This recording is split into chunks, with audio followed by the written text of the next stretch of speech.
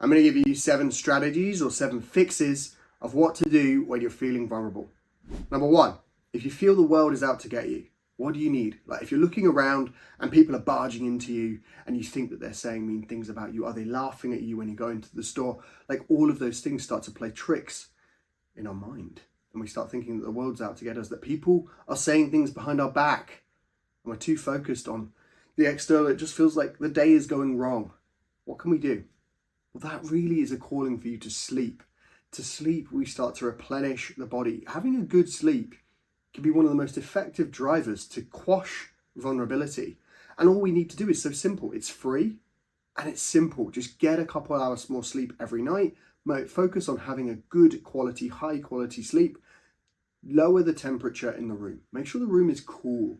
Make sure that you set your night up for success by doing some light reading. Get away from your phone. Get away from energetic, stimulating things like the TV, like gaming, and start to crush this nemesis, because sleep and interruptive sleep can start bringing you down the mountain and back away from replenishment, back away from rejuvenation, and giving your mind that time to switch off and just to get into its own cycle, and your body its own cycle of repair and rest. So if you feel like the world's against you, just sleep. Number 2, you're strutting out in the world, you're angry, you feel like people are there, they're just being annoying, they're frustrating, they're in your way, they're not walking fast enough, cab drivers are not listening to you, they're just splashing you with their cars, like people are just incompetent. If that's you and you're angry and you're going through the world and you're like, ugh, people are just ridiculous, just pause and think about what you're eating. Think about the fact that actually you might just be hungry. You might just be hungry for some nutritious, high quality food. High protein diet. Switch to a high protein diet. It's really simple and you start to actually feel a lot better about the world. Get your meals. Maybe start switching out from like eating in big gorges of meals and just eating a bit now and again, like 5 meals a day, just having some protein on hand, whether it's some yogurt that's high protein, whether it's protein bars, whether it's actually oats, or just other meals that you might want to eat that are just centered around mince and just high quality nutrition in terms of your diet, whether you're plant-based or you're meat-based. Just get that protein into you and start focusing on the fact that actually you just need to eat more and do more with the food and the nutrients that you're putting into your body. That will fix your anger and start getting you to be more productive. Number 3, productivity. Nice roll on there from the one before, but how do we get to feel more productive? Now we've got that food and that energy right, and we're not angry at everyone, we're not being a knob. Like when we're walking around and we're just actually there and it's game on, right? We want to go out and be the most productive selves. How do we do that? Well, we've got to focus on getting small wins each day. So what do small wins look like and what do they do for us? Well, a small win can be anything from getting up when you say you're going to get up, to going to the gym when you say you're going to go to the gym, from drinking the right amount of water each day and hydrating and prioritizing what's important and staying hydrated. Like small wins are small and they're wins. So they're things that you say you're going to do and you do them. They're the quickest way to build in momentum into your cycle, build in that self-confidence, and actually to go, you know what? I do what I'm saying I'm going to do. I trust myself. I'm a boss. I'm a person that's out there. I'm a lion. I'm going in and creating. That is a way that you can start to actually navigate the world, which is coming in and pouring in with all these things that you should do. And you start to feel like a bit of a failure if you're looking on Instagram and YouTube and everyone's got these picture perfect lives. No, regain control. You regain control by focusing on what you want to do. You focus on what you want to do and you do it, you gain trust with yourself. You gain trust with yourself, you get confidence. You feel confident, you radiate more light, love and energy. You start opening more doors. You start going out and dominating in the business world, in the professional world, in the relationship side of things, in your fitness game. Because you're committed and you do what you say you're going to do, you're going to walk with swagger. You're going to walk with confidence, and that's going to open up more doors for you. So make sure you focus on the small wins. Anything, you choose the win. Just go dominate every day, whether it's journaling, your gratitude list, whether it's listening to a certain amount of books or audiobooks or podcasts. Commit and go all in and make it happen. They don't have to be big. Just small wins, 10 minutes a day, 20 minutes a day. You start to place these habits. You start to stack habits. You start to get closer to the person that you want to become. You start to become someone that actually knows what they're doing and is actually getting closer to manifesting their goals, their dreams, and their big vision. You like who you are, right? You like who you are. That's really important. I used to struggle with this. If I had low self-esteem, it was because I didn't really like who I was. Didn't like the behaviors that I was doing, but I just didn't like what I got to do in my life. Didn't like who I was showing up as in the world. And when you start to put in the habit of building small wins, you start to like who you are because you start to really appreciate and you're proud of yourself. You're not necessarily celebrating every single day, which you shouldn't do. You want to prolong the win. But over a year, you've come a long way and you start to transform. Thinking. Thinking is a big one. Thinking's massive. You first got to think, then you've got to believe, then you've got to do. Thinking starts everything. Your subconscious mind has so much power and it's so little understood or so little talked about, really, in the context of how much it should be talked about. We should understand the subconscious just as layman's terms. We should understand the subconscious way more than we do.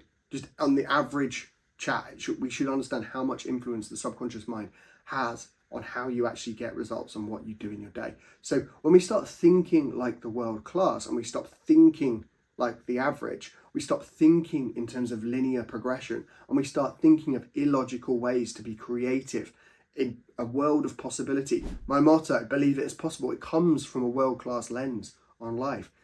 The fact is, you'd approach any situation, you believe it's possible. You're looking for the possibility and the opportunity in a situation. You know that you can create more. You're not worried about spending money because you know you can create more. When you have that level, that's powerful. Like, you're not worried about investing in yourself and self-education and skill acquisition and spending that money for coaching because you know you can create more, or making that investment in the business or taking it where it needs to go. But it comes from your thinking. You've got to change your thinking to then change your actions. So it's all an inner game. And when you change your thinking, it's how you look at the situation that changes. Your perception of what's possible changes. Your perception of how you see the world changes. So imagine that you're looking at the world now and it's all dark and bleak and gloomy and everyone's out to get you and it's not very cool, not very fun. There's a whole other world with the same picture that exists, but you perceive it differently. So you're able to spot the opportunities within that gloomy world, and that starts to bring color out because you're able to create. So move from competitive to creation, from complaining to I get to do this, from privilege to do this, from I get the opportunity to be alive right now and to create more in the world and to give and to serve. So servant leadership pours right into this. When you change your intentions change the world. And what you focus on changes. So if you're focused on serving and how can I be the best me that I can be so that I get to serve, it changes everything.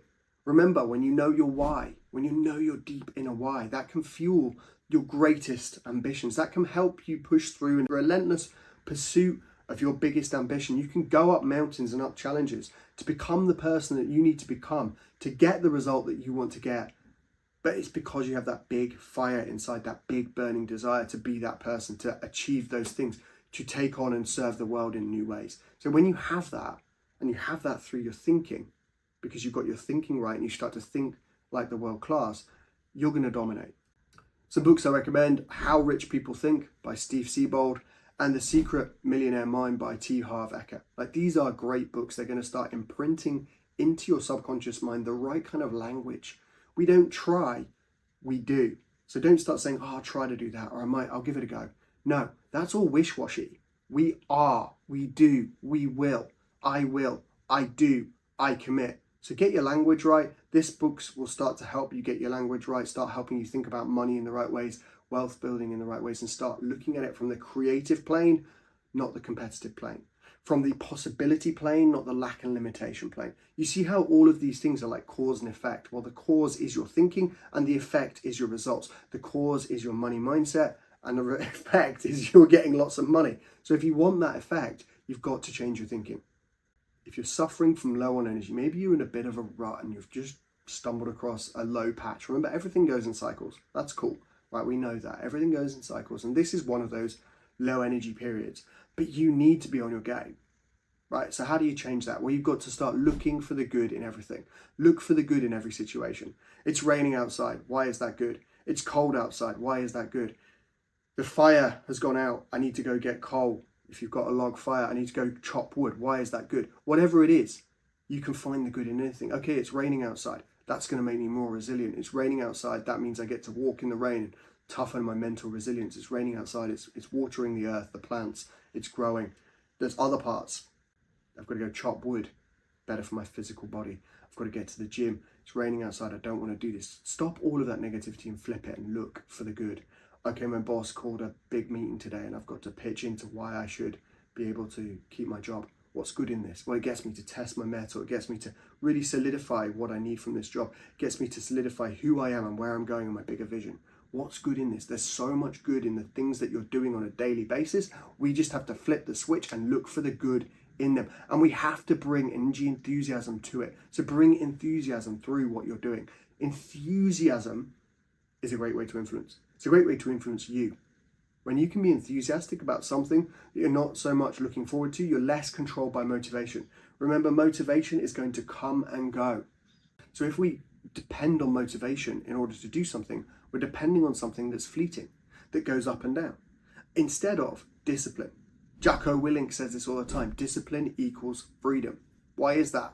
It's because the freedom comes from the discipline to act in the event that we don't feel like it, in the event of lack of motivation, in the event when we have lack of energy. If we can act and actually understand how we can kind of hack the system against ourselves because motivation and energy is down, if we can take action anyway because we know it's the right actions to do, we've hacked the system, we've won, because we can start to move in the direction of our dreams and our goals and our vision of who we say we are.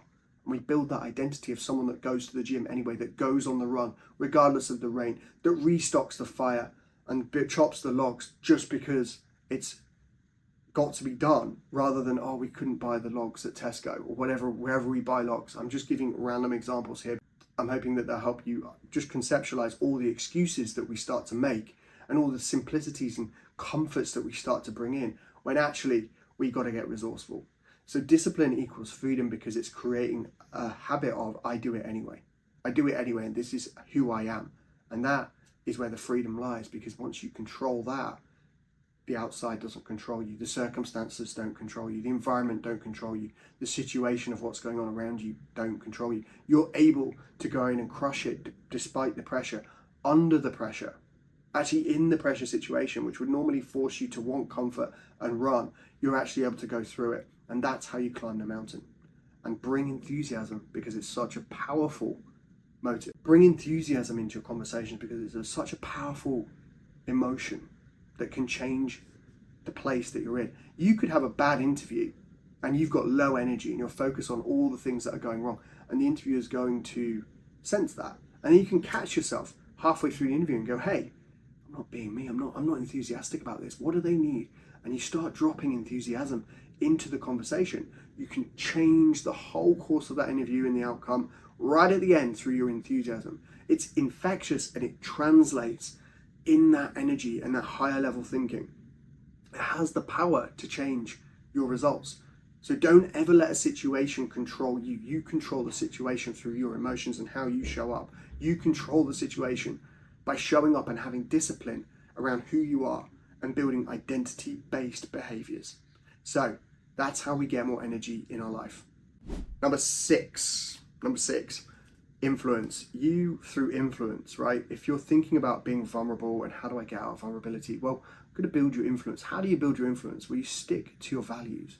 You stick to your core beliefs. You start to be able to trust you, but you also influence through that, because if you're someone that people know what you stand for and they can trust that you're going to behave in a certain way, the way you think in a certain way, and you're going to uphold those values and you have that sense of integrity, they're going to be able to be influenced by you. And so when you're feeling vulnerable and you're feeling out of control in a situation, bring the values up. Bring who you are up to the core of what you say you are and start living by those values, because that's your identity. So we want to bring and amplify who we are. Remember that we are uniquely special. We were brought here to do good in the world, to serve, to do more, and that you have a purpose, and that everything that you're trying to do can and will happen if you have enough faith, if you take enough action, if you program your mind to think in a certain way, to believe it is possible, and to then take the required action together. So just remember that you can influence yourself to feel a certain way by sticking to your core values, by not letting the world shape them, and just taking control back again of who you are and what you said you're going to do, and really building those blocks of foundational living back into your life. And that's really about knowing who you are and what you're capable of. Never let the world discount who you are and what you're capable of. No one knows what you're capable of. Only you know if you'll have what it takes to go there and to put yourself in that situation and to take risk and to bet on yourself. So bet on yourself. Believe in yourself. Believe in yourself. It's probably the biggest thing that I try to instill in my clients and in my kids. Self-belief. Self-belief. We do a lot of work around it when I'm coaching people. We do a lot of work with my kids around it because it's the biggest gift that I can give them. If they can believe in who they are and they don't let the world tell them what they are, then they're going to be able to flourish under pressure, under situations that would try to rob them of that self-belief or try to diminish what they think is possible, because it's all possible for you. You are put here with a purpose. Make sure that you're influencing yourself when you're, especially when you're feeling vulnerable, to program your mind, to have those messages around yourself that you know who you are, you know what you stand for, and you know what you can achieve. So let's go. Let's make sure that we do this. And then the final one, the seventh rule, when you're feeling vulnerable, when you're feeling like things are against you and the world is out to get you, you've got to move. This is what starts to create momentum. Move in the direction of your dreams. Get moving, and I mean exercise. I mean get out for a run. A long walk can clear the most negative of cobwebs. And you start to look for what's good in the world, the abundance that's all around you. You start to think about how grateful you are to even have this opportunity to be on this planet, to be with the people that you are. And yes, things might not be right, but that does not mean that you cannot create through your marvelous mind the circumstances and the people that you're needing to make a situation happen. Because trust me, it will all happen for you. You will start manifesting the things you need in your life when you start seeking it and you stop focusing on what you don't want. So pour into yourself, give yourself self-care and self-love through pouring in through exercise. Once you get healthy and you start having a healthy mindset, so it comes as well with having a healthy body, having a healthy lifestyle, remembering to move, get walking, get lifting, get running, get cycling, get climbing, get doing some MMA, kick the crap out of some boxing gear, like something that gets you moving. Once we do that, we start to move the toxins through our body, we start to move the toxic thoughts away, and we start to represent ourselves in the best way. We have a higher standard for ourselves. So get moving, get exercising, and get focused on the good in your life. And you start to bring this together. And these are the 7 rules for what to do when you feel vulnerable. I hope you enjoyed and I hope this helps.